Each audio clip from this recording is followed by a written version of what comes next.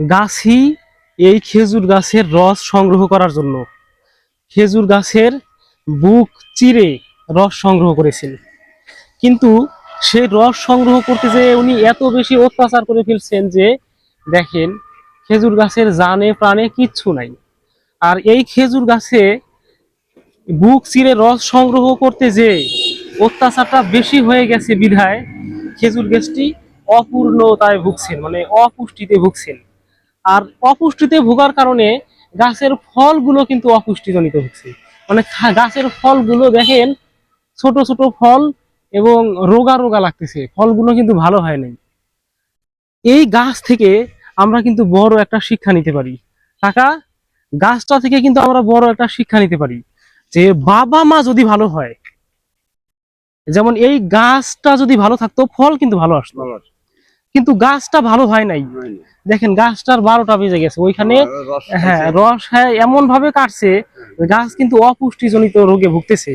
আর গাছটা যেহেতু ভালো না, সে কিন্তু ফলগুলো কিন্তু ভালো হয় না। এই জায়গা থেকে কিন্তু আমরা একটা বড় একটা শিক্ষা পাই, সেটা হইতেছে যে বাবা মা যদি ভালো হয় তার সন্তান কিন্তু ভালো হয়। বাবা মা যদি চরিত্রগত দিক থেকে ভালো হয়, বাবা মা যদি সত্যবাদী হয়, বাবা মা যদি ধার্মিক হয়, তার সন্তানদের কিন্তু ভালো হওয়ার সম্ভাবনা বেশি থাকে। আর বাবা মা যদি খারাপ হয়,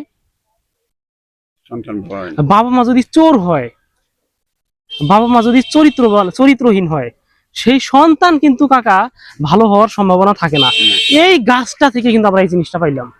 গাছটা যদি ভালো থাকতো ফল ভালো থাকতো, যেহেতু গাছটা ভালো না সেহেতু ফল অপুষ্টিজনিত রোগে ভুগতেছে, ফল কিন্তু পরিপুষ্টতা পায় নাই।